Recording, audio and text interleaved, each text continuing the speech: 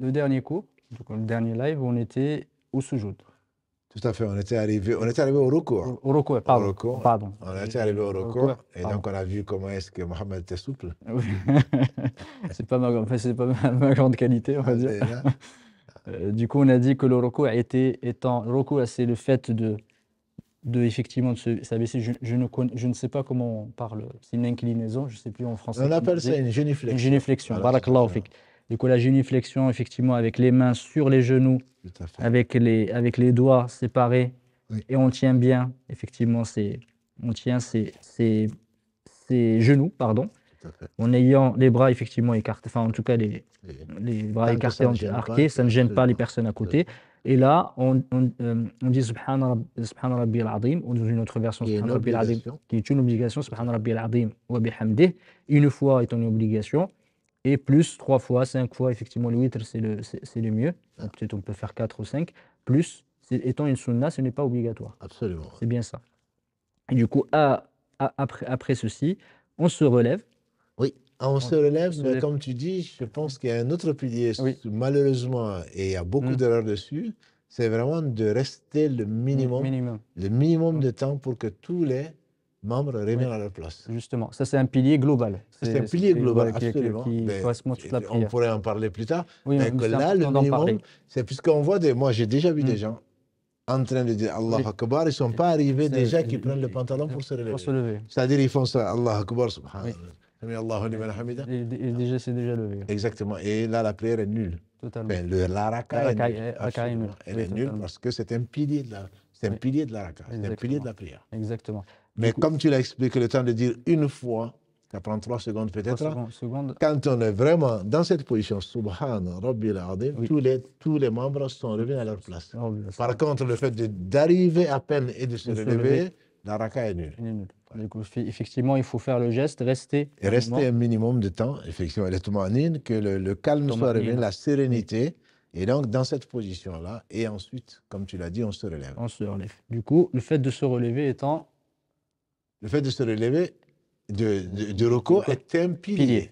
Absolument, on ne peut pas rester dans le recours et partir dans le sujoud. Exactement. Et se relever, ça fait partie des piliers. Celui qui ne le fait pas, sauf maladie, etc., ça on le verra, Inch'Allah, celui-là, son raka n'est pas malade. C'est bien un pilier. Autre élément, effectivement, quand on se relève, et avant de parler de ça, je pense que Shaitan nous a fait oublier quelque chose, un pilier qui est extrêmement important, c'est le fait d'être debout, le qiyam. On n'a pas parlé au début, effectivement, qui est extrêmement important. Le fait d'être rentré à la prière, il faut être debout. Le fait de prier assis est valable pour les prières surrogatoires, mais il n'est pas valable pour les prières quand on le peut. Quand on le peut. Absolument. Pour les prières obligatoires, quand on peut, il faut se mettre debout. Le fait de ne pas se mettre debout, de rester assis, tant qu'on peut tenir debout. Quand la personne en chaise roulante ou qui ne peut pas, c'est autre chose. Ou dans une position où si on se lève, on tombe. Ça, c'est des cas particuliers. Mais quand on peut, même si on a un plâtre, je ne sais quoi d'autre, si on peut se mettre debout et dire Allah Akbar, quitte à s'asseoir après, c'est un pilier. Exactement. Le takbir ihram wa qiyam wa laha. Effectivement, tu fais bien de le dire parce que ceux qui ont effectivement des problèmes d'articulation, de dos, etc., ils viennent directement, ils s'assoient. Parce que tu le vois arriver, déjà il marche. Tout à fait. Jusqu'à la mosquée, il s'assoit, il fait Allahu Akbar assis. Tout à fait. Du coup, sa prière... Là, c'est un pilier qu'il manque et la prière est nulle. Elle est invalide. D'accord. Et rarement, j'ai vu quelqu'un en train de faire la réflexion. C'est le rôle de l'imam. C'est le rôle également de celui qui le voit. Parce que l'imam s'est déjà retourné pour prier et peut-être qu'il n'a pas vu. Celui qui a vu son voisin, il ne va pas arrêter sa prière. Mais s'il n'a pas encore fait le takbir islam, il lui explique. Et ensuite, il fait le takbir ihram pour suivre l'imam. D'accord. Du coup, s'il ne supporte pas quand c'est long, il peut s'asseoir parce qu'il est ça. On a dit l'islam est beau, l'islam est parfait et simple. Donc, s'il ne peut pas tenir debout, il s'assoit. Mais le premier takbir, il doit le faire debout s'il peut. Comme il a marché, comme tu dis, on l'a vu rentrer, il n'est pas venu, même en béquille, on a vu rentrer, il n'est pas en chaise roulante. Exactement. Par contre, celui que Allah a éprouvé, il est tétraplégique ou je ne sais quoi d'autre, bien entendu qu'il ne va pas se lever. Lui, il fait le takbir comme il peut. Du coup, c'est un pilier, effectivement, consensus des ulama, le fait d'être debout. Du coup, le fait, on a dit, de se relever, se relever étant une obligation. Un pilier. Pardon, étant un pilier, barakallahu fik. Et comme a dit Ibn Omar, il y avait 4 endroits, en se relevant, on dit Allahu Akbar, et on lève Sami Allahu liman hamida, pardon. Sami Allahu liman hamida, qui est une obligation. Jazakallahu khair. On dit Sami Allahu liman hamida, à la fois pour celui qui pardon, tout seul, et qui est aussi l'imam, pour les deux. Et donc, il se relève. Sami Allahu liman hamida est une obligation, et le fait de lever les deux mains au niveau de ce que tu as expliqué, des épaules ou des oreilles, est une sunna. Le Prophète l'a toujours fait à ces 4 endroits. Donc, takbirat al-ihram, en allant faire le recours, en se relevant du recours. D'accord. Du coup, on dit Sami Allahu liman hamida, en levant la main. Ensuite, est-ce qu'on met la main droite sur la gauche à cette position-là ou pas? Il y a divergence entre les savants, puisque le professeur m'a dit de mettre la droite sur la gauche. Certains ont compris que c'est chaque fois qu'on est debout. D'autres, ils ont dit c'est pendant la récitation du Coran. Une fois qu'on se relève, il n'y a pas été rapporté que le professeur m'a dit de le faire à ce moment-là.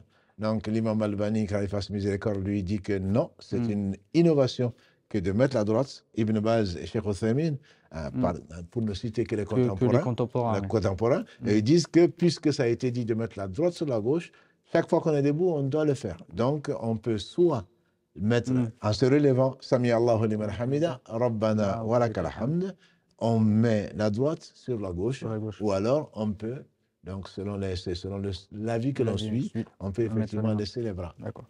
Si on refait du coup, on ne dit pas Allahu Akbar. De toute façon, on dit Sami Allahu liman hamida, remplace Tikbir. Tout à fait. Sami Allahu liman hamida. Mettons la main. Rabbana wa lakal hamd. Il y a 4 façons de le faire, comme dans le Bukhari. C'est rapporté dans le Bukhari ou Muslim, sauf, je pense, une version qui a été rapportée que dans le Bukhari. C'est dit Rabbana lakal hamd, Rabbana wa lakal hamd. Allahumma rabbana lakal hamd wa Allahumma rabbana wa lakal hamd. Donc quand on entend, ce n'est mieux vaut vraiment comprendre au moins ce que l'on dit. Parce qu'on entend parfois de nos parents entendre bana lakal hamd, mais le babana, on ne sait même pas ce qu'ils disent. Alors que là, le sens, comme on a dit Subhan Rabbil Azim, gloire, pureté à mon Seigneur le très grand, Sami Allahu liman hamida, Allah entend celui qui le loue. Et les savants, ils ont expliqué qu'entendre ici, c'est accepter, exaucer celui qui l'a loué.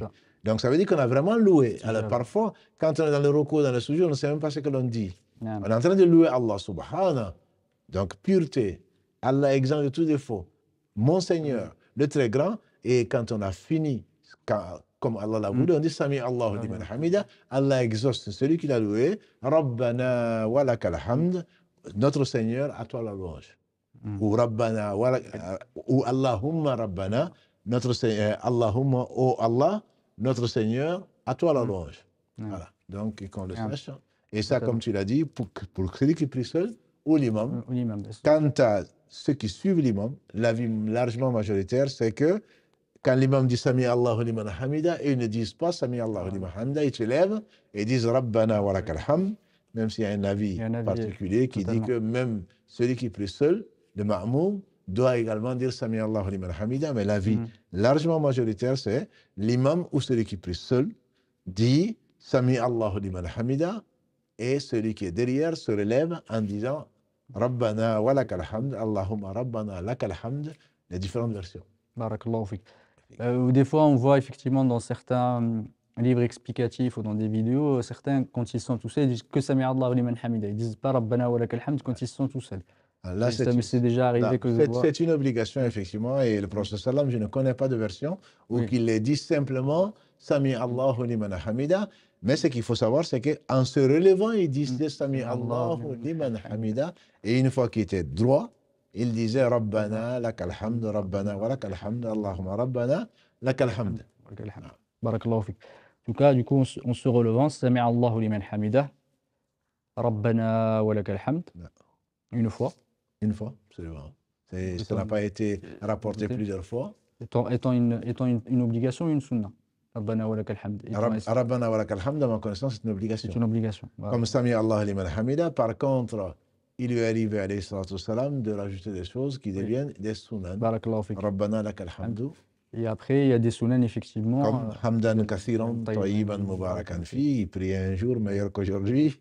Et quand il a fini, il a dit, qui est-ce qui a dit hamdan kathiran tayyiban mubarakan fi, c'est-à-dire des louanges kathir, les nombreuses, hamdan kathiran tayyiban pur, hamdan kathiran tayyiban mubarakan fi, donc béni. Et il a dit, j'ai vu 30 anges se précipiter pour être les premiers à noter. Donc c'est quelque chose d'extrêmement important, on n'en a pas conscience. Donc quand on a le temps, et souvent on consacre beaucoup plus de temps à autre chose qui est moins important, quand on dit Sami Allahu liman hamida, Rabbana walakal hamdu, et pas en train de dire, on ne sait même pas ce que l'on dit, rapide, il faut le dire doucement et que ça rentre dans le cœur. Si on peut dire Hamdan kathiran tayyiban mubarakan fi, ou d'autres formules que l'on trouve dans les livres, alhamdulillah, ça ne peut être que mieux, ça sont des sunan. Ce ne sont pas des obligations, absolument. On peut les faire, mais le mieux c'est de les faire, alhamdulillah, quand on les connaît. Il n'y a rien, voilà, il n'y a pas de hasard, et plus on le fait, plus on aura, Inch'Allah, la récompense. Sauf si on est imam et qu'il y a des faibles, des malades derrière nous, etc. Il faut alléger la prière tant bien qu'il faut la faire correctement. Barakallahu fik. Tous les ulama, ils ont dit, par rapport aux sunan, ou les versions, c'est ce qui est mieux, c'est quand les versions sont authentiques, bien sûr, c'est de les varier. Ça veut dire que de temps en temps, faire, parce que comme le prophète, il le faisait, effectivement, c'est de varier de temps en temps quand on les connaît. C'est d'autant plus important que c'est la meilleure façon aussi d'avoir le khushu'. Oui. Un, d'avoir le sens, que l'on sache ce que l'on dit, ne sont pas un perroquet, donc on n'est pas là. Et ça oblige, parce que quand on le varie, ça oblige de réfléchir et que le cœur soit présent, en train de chercher une autre version. Exactement. Comme dans le tahiyya, qu'on verra chez Allah Tashahhud, où il y a au moins 5 versions, comme dans d'autres, même dans le ruku', Subhana Rabbil Azim, le dire 3 fois comme tu dis, parfois dire Subhana Rabbil Azim, wa bihamdihi, usubuhun quddusun rabbul malaikatu wa ruh. Donc ça permet en même temps de se concentrer, et ce qui est recherché dans la prière, c'est avant tout le khushu'. Voilà, il n'y a pas que le geste, il y a la lettre certes, mais il y a également l'esprit, le fait d'être présent devant Allah. Pour le ruku', est-ce qu'on peut invoquer Allah subhanahu wa ta'ala pendant le ruku'? Dans le ruku', il n'a pas été, à ma connaissance, rapporté que le prophète sallam invoquait Allah par autre chose que le louer. Et également, puisque tu me fais penser, il a interdit de réciter du Coran. Donc, c'est une question. Voilà, non, mais maintenant que tu me dis d'invoquer Allah dans le sujoud, il est sunna d'invoquer Allah autant que l'on peut. Mais dans le ruku', il n'a pas été rapporté autre chose que de louer Allah et de le glorifier. Et surtout pas réciter le Coran, puisqu'il a interdit de réciter le Coran tant dans le ruku' que dans le sujoud. Et on verra peut-être, réciter le Coran ne veut pas dire qu'il ne faut pas utiliser des invocations du Coran. Réciter le Coran, c'est Farakul Allahu Ahad, ou autre chose, ou Qul, ou de prendre des versets, mais on peut très bien dire, dans la sourate al-Baqarah, wa min an-nas man yaqulu rabbana atina fid dunya hasana. Donc on n'a pas dit ça, c'est un verset. Par contre, dire rabbana atina fid dunya hasana wa fil akhirati hasana wa qina adhaban nar, une invocation très répandue que tout le monde connaît ou presque, n'est pas interdit. Mais pas dans le ruku'. Dans le sujoud où on n'est pas encore arrivé, mais dans le ruku', je ne connais que la version de glorifier notre Seigneur subhanahu wa ta'ala et de le louer.